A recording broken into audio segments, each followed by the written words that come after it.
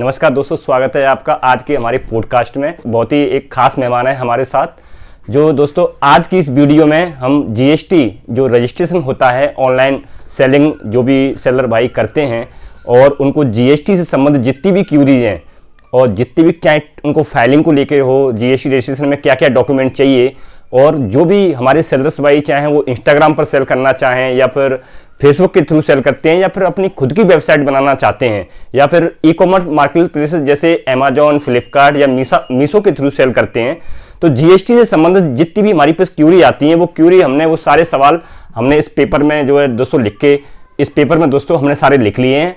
और आज की इस वीडियो में दोस्तों हमारे साथ जो खास मेहमान हैं वो कॉर्पोरेट लॉयर नितिन अग्रवाल जी हैं, जिनके थ्रू आपके सारे सवालों का जवाब जानने की कोशिश करेंगे। और आपके यदि कोई सवाल हैं तो आप हमें उन्हें कमेंट बॉक्स में पूछ सकते हैं।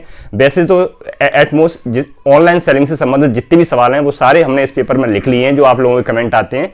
फिर भी यदि एक आध कोई सवाल आपका छूट जाए तो आप हमें कमेंट करके पूछ सकते हैं। स्वागत करते हैं दोस्तों आज की इस पॉडकास्ट में हमारे खास मेहमान जी नितिन अग्रवाल जी के साथ। सबसे पहला हमारा जो ऑडियंस का सवाल रहता है कि वो जीएसटी रजिस्ट्रेशन कराने के लिए उन्हें क्या क्या डॉक्यूमेंट चाहिए। देखिए, जीएसटी रजिस्ट्रेशन के लिए बहुत सिंप्लीफाई है, कॉमन डॉक्यूमेंट चाहिए होते हैं। जीएसटी लेने के लिए सबसे पहले तो डिपेंड करता है आप प्रॉपर्टी फर्म बनाते हो, पार्टनरशिप बनाते हो, प्राइवेट लिमिटेड बनाते हो। तीनों अपनी अपनी जगह अलग अलग रखती हैं, ठीक है ना। अब अगर आपको पार्टनरशिप फर्म बनानी है तो उसमें आपके कॉमन डॉक्यूमेंट चाहिए होते हैं। आपकी सिंपली केवाईसी, आधार कार्ड, पैन कार्ड, फोटो, ठीक है, बिजनेस एड्रेस प्रूफ यानी इलेक्ट्रिसिटी बिल, अगर रेंटेड है तो रेंट एग्रीमेंट, कंसेंट है तो कंसेंट लेटर, आपकी बेसिक इन्फॉर्मेशन जो भी आप फर्म का नाम रखना चाहते हो, XYZ, ये सब आप डॉक्यूमेंट के ब्याज पे अपना जीएसटी अप्लाई कर सकते हो। अच्छा, और जैसे बहुत सारे लोग जो है मान लो यूपी का कोई रहने वाला है और वो राजस्थान में रह रहा है या दिल्ली में रह रहा है और वहाँ पर यदि वो वहाँ से बिजनेस करना चाह रहा है तो उसके लिए फिर डॉक्यूमेंट जो एड्रेस प्रूफ के लिए क्या चाहिए। मतलब यूपी का रहने वाला, आपका कहना है यूपी का रहने वाला अपना ऑफिस बनाना चाहता है राजस्थान में और वहाँ से बिजनेस करना चाहता है, वहाँ से बिजनेस करना, तो सिंपली है केवाईसी उसकी सेम रहेगी, आधार कार्ड, पैन कार्ड, फोटो, वहाँ उस एड्रेस का इलेक्ट्रिसिटी बिल, अगर उसके नाम से ही इलेक्ट्रिसिटी बिल है, ऑनर वही है तो सिर्फ इलेक्ट्रिसिटी बिल, अगर रेंट पे है तो रेंट एग्रीमेंट और लग जाएगा उसके साथ। अच्छा, उस एड्रेस का। अच्छा।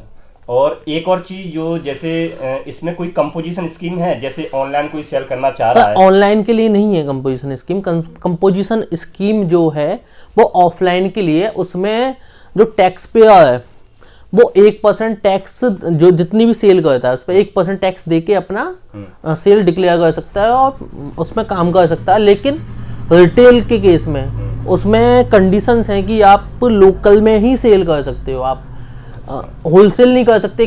तो रिटेल के लिए बनाइए, छोटे छोटे जो रिटेलर्स हैं, दुकानदार हैं, उन लोगों की सोचते हुए सरकार ने जो है ये योजना बनाई है जिसके अंतर्गत उन लोगों को कोई दिक्कत ना आए काम करने में।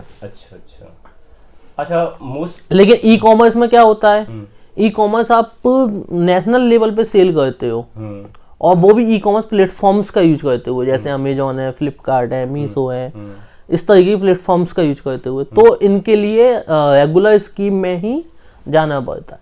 अच्छा, बहुत सारे लोगों के पास मेरे पास कमेंट आती हैं कि हम खुद से जीएसटी अप्लाई कर लें, तो वो क्या वो खुद से जीएसटी अप्लाई कर सकते हैं? हाँ, बिल्कुल कर सकते हैं।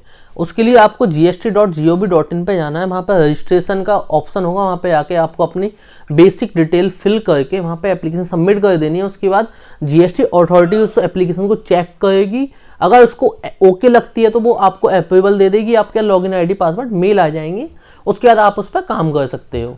अच्छा, बहुत सारे लोगों को ये इशू आता है कि जैसे जीएसटी अप्लाई करने के बाद वो डिपार्टमेंट की तरफ से वेरिफिकेशन करने आते हैं, कभी कभी वो रिजेक्ट कर देते हैं, वो किस कारण रिजेक्ट कर देते हैं? सर वो तो सीधी सी बात है, ऐसा है आजकल बोगस फर्में बहुत बनने लगी हैं, तो डिपार्टमेंट क्या है कि चाहता नहीं है कि बोगस फर्में बने, क्योंकि टैक्स एवेशन का मामला होता है वहाँ पे।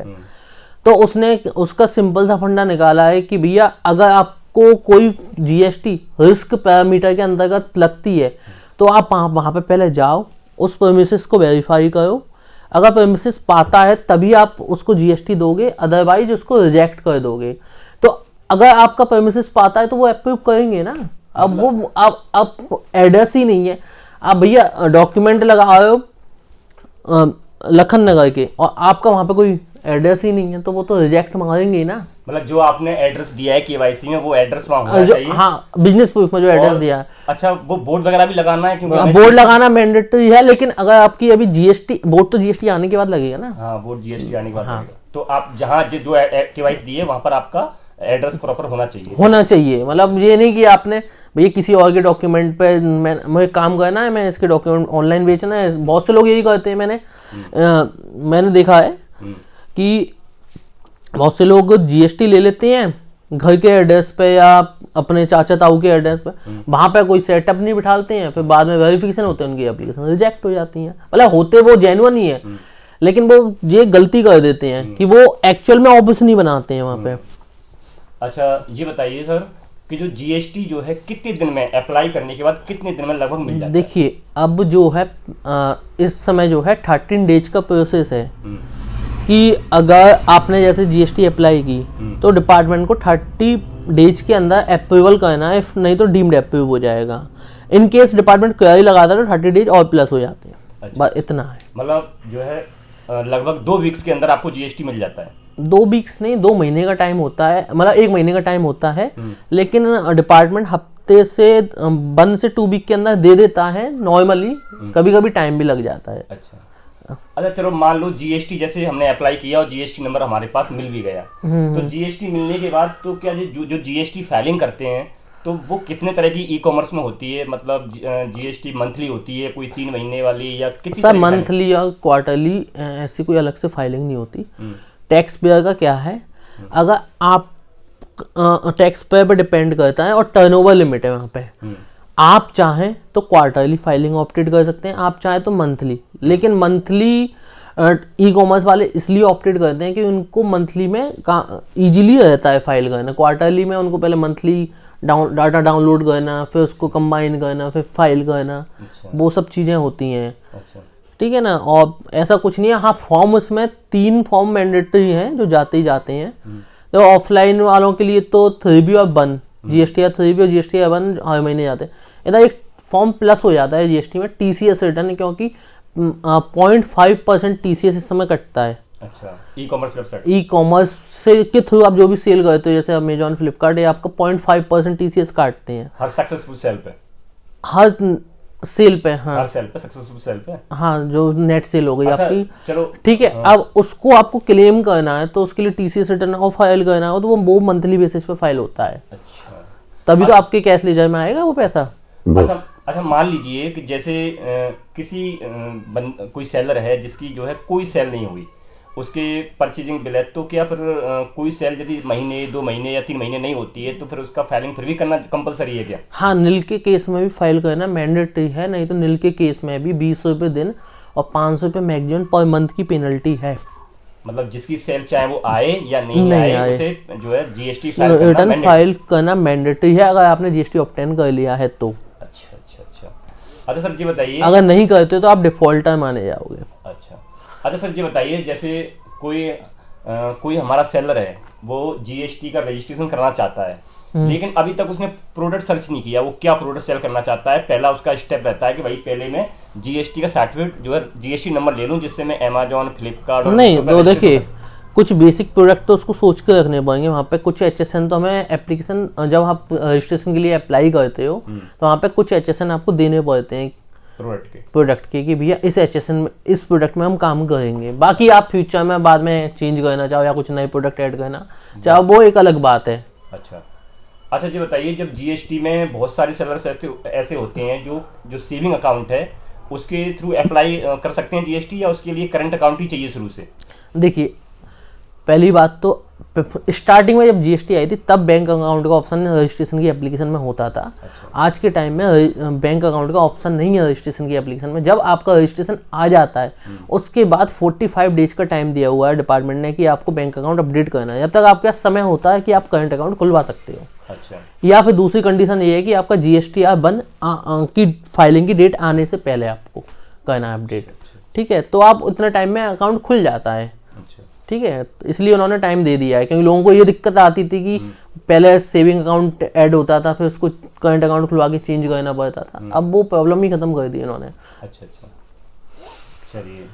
अच्छा, ये जो जीएसटी में जो हमारा हर सेल पर टीसीएस कटता है, तो इसका हम क्लेम मंथली करते हैं या साल के एंड में होता है? सर आईटीआर फाइल करते हैं?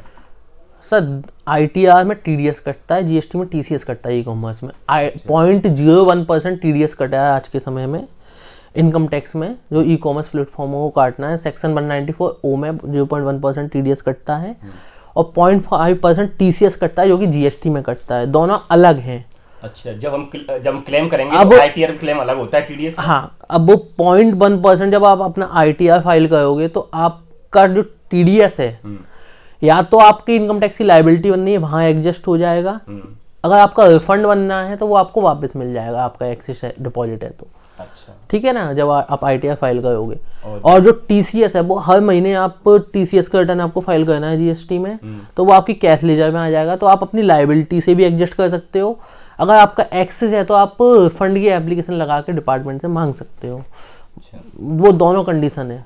अच्छा अच्छा अच्छा, ये बताइए, यदि कोई भी जो सेलर है हमारे, जो ये वीडियो आज देख रहे हैं, तो जैसे ऑनलाइन सेलिंग में और एक होती है ऑफलाइन सेलिंग, तो उसमें यदि किसी वो एडवोकेट से या सीए से वो फाइल कराते हैं जीएसटी, तो जो ई कॉमर्स से संबंधित जो काम करते हैं सीए, जो भी एडवोकेट हैं वो फाइलिंग करते हैं, तो उनको वो जिनको महारत है ई कॉमर्स, तो उसमें कभी कभी हमारे बहुत सारे सर्विस भाई ऐसे हैं कि उनका जो टीसीएस है वो क्लेम नहीं किया गया, तो उनका पैसा वो पूरा मारा जाता है बाद में।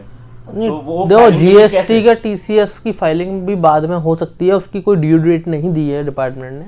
अगर आप वहाँ पर सीधा सा फॉर्म है TCS and TDS credit receipt करके जीएसटी में, उसको आपको फाइल करना है। उसको अपने जो भी टीसीएस आपका आया है उसे एक्सेप्ट करके, सिंपल सा फॉर्म है एवरी मंथ, तो वो आपके कैश लेजर में आ जाएगा। उसको कोई पेनल्टी नहीं लगाई गई है, कोई ड्यू डेट नहीं दी गई है अभी तक उसके लिए। लेकिन hand to hand time to time file करते रहो तो आपके लिए दिक्कत नहीं है, आपका सब चीज़ मैनेज रहेगा। अच्छा, नोटिस की बात करें, जैसे जीएसटी जो ई कॉमर्स सेलर हैं उनको अमूमन यदि वो क्या जो गलतियां वो करते हैं, आप तो फाइलिंग करते हैं कई लोगों की सर, उनकी गलतियां पहली तो ये होती है कि टीसीएस से सेल मैच करके नहीं चलते हैं वो। उनके बहुत से वकील तो ऐसे अंदाजे में सेल डाल देते हैं, उनकी रिपोर्ट्स तक डाउनलोड नहीं करते हैं। अच्छा, ठीक है, रॉन्ग इनपुट क्लेम कर लेते हैं। यही सब गलतियां होती हैं, इनके ब्याह पे नोटिस निकलते हैं। बुक्स ऑफ अकाउंट मैनेज नहीं करना, बहुत सारी चीज़ें हैं जो नहीं होती हैं, जो गलतियां होती हैं, उनके ब्याह पे नोटिस निकलते हैं। लेकिन नोटिस निकलते हैं तो उनके फिर समाधान भी होते हैं, ऐसी बात नहीं है। अच्छा, एक चीज़ और बताइए, जैसे जीएसटी सर्टिफिकेट जब हम लेते हैं ई कॉमर्स पर बेचने के लिए, तो कुछ ऐसी कैटेगरी भी हैं जिनमें जीएसटी सर्टिफिकेट की जरूरत नहीं होती है? हाँ, कुछ एग्जेम्प्ट कैटेगरी हैं। जैसे आपका कुछ आइटम ऐसे हैं, जैसे आपकी बुक्स हैं रिलेटेड हैं, वहाँ पे जीएसटी की आवश्यकता नहीं है। अच्छा। इसी तरीके की कई कैटेगरीज हैं जो रिलेटेड और एग्जाम्प्ट की कैटेगरी में आती हैं, वहाँ पे जीएसटी रजिस्ट्रेशन की आवश्यकता नहीं है।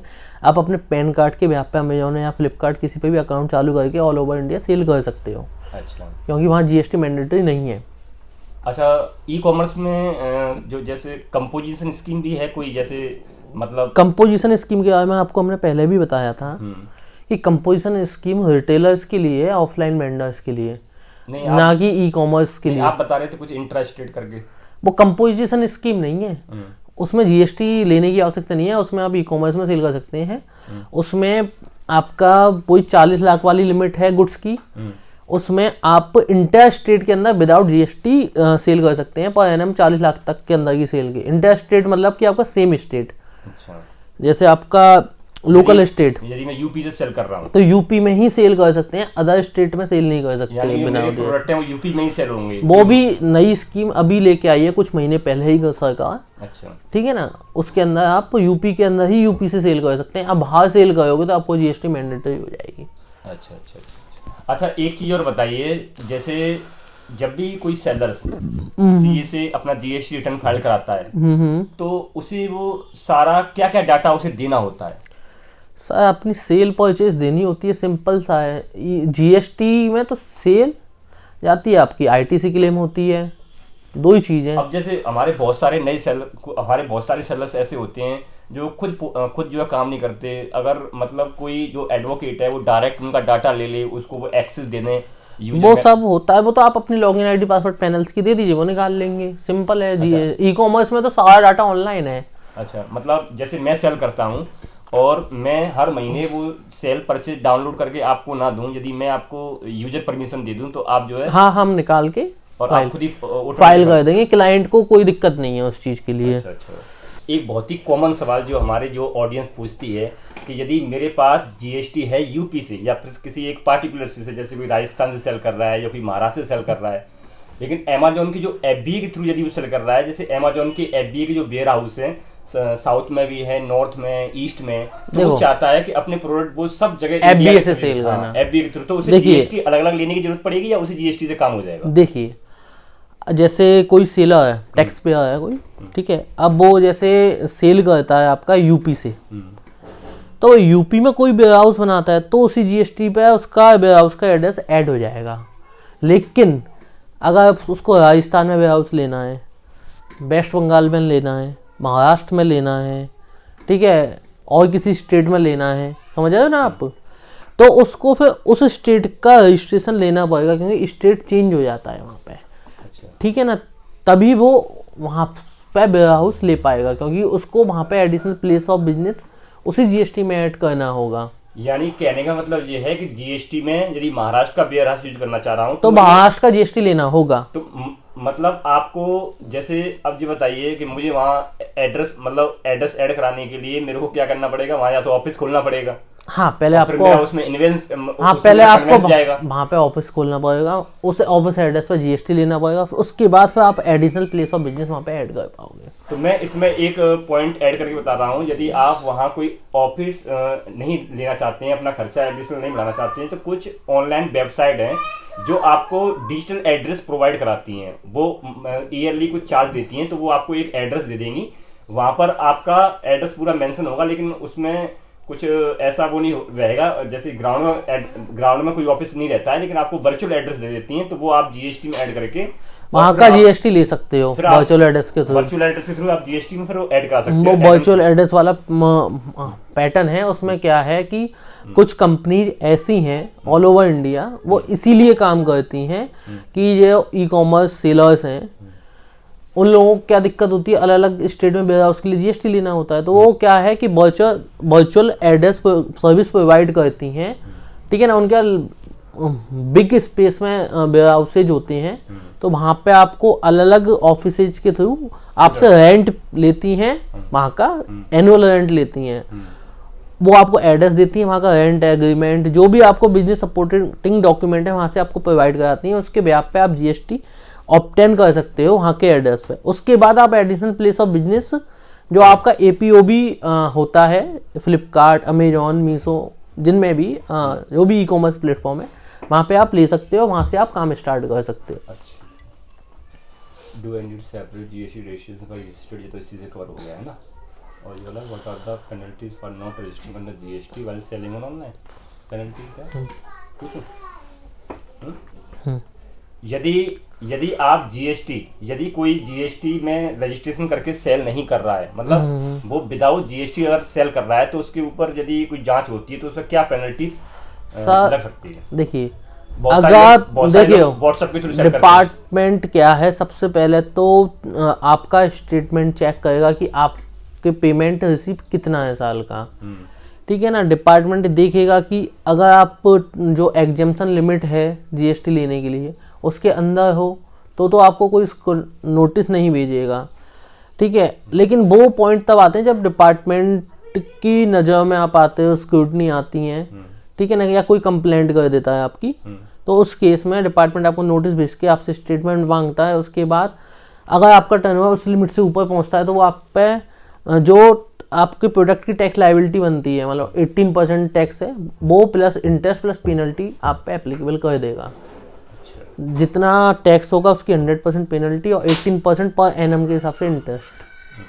अच्छा, कितने तरह के जो नोटिस हैं वो ई कॉमर्स सर्विस को आते हैं अमूमन? आप देखो, ई कॉमर्स के लिए अलग से कोई नोटिस नहीं है, वो सबके लिए सेम नोटिस है। अगर कोई डिफेंस वगैरह होता है तो वो सेक्शन 61 में नोटिस निकालते हैं, ASMD 10 मतलब सेल और डिफेंस की नोटिस निकलते हैं। जैसे मान लो आपने सेल की, भले ई कॉमर्स प्लेटफॉर्म से की या ऑफलाइन से की, अब आपने भाई तो उसकी लाइबिलिटी पूरी जमा नहीं की है, ठीक है, टैक्स कम जमा किया है, या आपने कुछ आईटीसी ज़्यादा क्लेम कर ली है, या रॉन्ग या फ्रॉड आईटीसी क्लेम कर ली है, तो उन केसेज में नोटिस निकलते हैं। अच्छा। ना कि इसलिए कि आप ई कॉमर्स सेल कर रहे हो। अच्छा, मान लीजिए किसी पर जीएसटी टैक्स की लायबिलिटी ज़्यादा हो गई है, वो जमा नहीं कर रहा है, तो और जो नोटिस है उसका भी रिप्लाई नहीं दे रहा है, तो फिर उस पर क्या कार्रवाई करता है डिपार्टमेंट? अगर वो ऐसा नहीं करता है तो उसमें अलग अलग सेक्शन है। सबसे पहले सेक्शन 61 में निकालता है नोटिस, उसका आप जवाब नहीं दोगे, फिर सेक्शन 73 में नोटिस निकालेगा, ठीक है। उसके बाद फिर वो ऑर्डर बना देगा, डिमांड ऑर्डर, ठीक है, DRC 7, ठीक है। फिर डिमांड ऑर्डर के बाद फिर लंबा प्रोसेस चलता है, उसके बाद वो आपके अकाउंट वगैरह फ्रीज कर देंगे, वो सब चीज़ें हैं। और जीएसटी सस्पेंड और फर्म बोगस डिक्लेयर हो जाएगी, लास्ट में जेल तक के प्रोविजन है अगर लास्ट में डिफॉल्टर निकलता है तो। और जीएसटी किसी केस में सस्पेंड भी कर दिया जाता है किसी का, वो किस केस में होता है जीएसटी सस्पेंड? उसके कई केस हैं। अगर आपकी फिजिकल भौतिक सत्यापन कहते हैं जिसे, फिजिकल वेरिफिकेशन करने कोई अधिकारी गया, आपका एड्रेस नहीं पाया गया तो कर देता है। एक रूल ये है कि आपका बैंक अकाउंट अपडेट नहीं है जीएसटी में, 45 डेज वाला जो मैंने आपको बताया था रूल, तो जीएसटी सस्पेंड हो जाती है। या आपकी कोई मोटी लाइबिलिटी बन रही है, डिपार्टमेंट को लगता है कि ये डिफॉल्टर टाइप का आदमी है जो टैक्स इवेशन में शामिल है या बोगस बिलों का हेरफेर करता है, तो उस केस में डिपार्टमेंट कैंसिल, सस्पेंड या कैंसिल कर सकता है। अच्छा, किसी का मान लो सस्पेंड हो गया जीएसटी, तो उसको दोबारा वापस करना है, तो उसके लिए फिर क्या कार्रवाई रहती है? सस्पेंड हो गया, डिपेंड करता है कि किस केस में सस्पेंड हुआ है। कार्रवाई यही होती है कि आपके जिस भी केस में हुआ है, पहले तो उस काम को सही कीजिए। मान लो आपके रिटर्न फाइल नहीं है तो रिटर्न फाइल कीजिए, बैंक अपडेट नहीं है तो बैंक अपडेट कीजिए, ठीक है, उसका रिप्लाई दीजिए, उसके बाद डिपार्टमेंट ऑर्डर आपके हक में कर देगा। जैसे जीएसटी जो अगर हम लेट फाइल करते हैं तो उसमें कितने रुपए तक की पेनल्टी हमारे ऊपर लग सकती है? सर लेट फाइलिंग में देखो, टैक्सेबल के केस में 50 रुपये दिन की पेनल्टी चलती है, नील के केस में 20 रुपये दिन की। जैसा कि मैंने आपको बताया था, नील में 20 रुपये दिन और 500 रुपये per month maximum late fees है, और टैक्सेबल के केस में 50 रुपये दिन और 2000 मैक्सिमम लेट फीस है। लेकिन इसके अलावा जितना भी आपने कैश में चालान जमा किया होगा लेट फाइलिंग में, उस पर 18% एनएम के हिसाब से इंटरेस्ट भी एप्लीकेबल होता है। अच्छा। पेनल्टी के अलावा वो भी आप पे लगता है। अच्छा, मान लीजिए किसी सेलर ने साल भर सेल की, उसने टीसीएस भी कटाया, टीडीएस भी कटाया, तो फिर उसको क्लेम करने का जीएसटी रिफंड्स क्लेम करने का क्या प्रोसीजर है? सर सिंपल सा प्रोसेस है, आपको जीएसटी की साइट पे जाना है, वहाँ पे लॉगिन करना है। लॉगिन करने के बाद वहाँ पे फंड का सेक्शन, फंड का ऑप्शन आता है, वहाँ पे एप्लीकेशन फॉर फंड लगाना है, उसमें कैश लीजर में, ठीक है। वहाँ पे RFD 01 फॉर्म होता है, वो फाइल करना है। आपका जो भी रिफंड बनता है वो डिटेल वगैरह फिल करके, उसके बाद और उसके सपोर्टिंग डॉक्यूमेंट लगाने हैं जो भी होते हैं आपके, उसके बाद डिपार्टमेंट अप्रूवल दे देगा। तो ये काम तो सेलर तो खुद नहीं कर पाएंगे, इसमें कुछ तो सेलर खुद भी कर सकता है और हम लोगों से भी करा सकता है, मतलब एडवोकेट, CAs, इन सब से वो करा सकता है। तो उन्हीं से कराना चाहिए। हाँ, उससे कोई देखो एक्चुअली क्या है, हम लोग जो है नॉलेज के साथ काम करते हैं, और सेलर खुद करेगा तो कहीं ना कहीं गलतियाँ होंगी। मतलब जो है सेलर्स को जो है हर काम अपने आप नहीं करने चाहिए। हाँ। जो जिसका काम है उसी से कराना चाहिए, है ना? ऐसा भी हम ये नहीं करेंगे जो जिसका काम है, लेकिन हम लॉ के साथ काम करते हैं, नॉलेज के साथ काम करते हैं। सेलर्स को लॉ की नॉलेज नहीं है अकॉर्डिंग टू लॉ। हाँ, अकॉर्डिंग टू लॉ।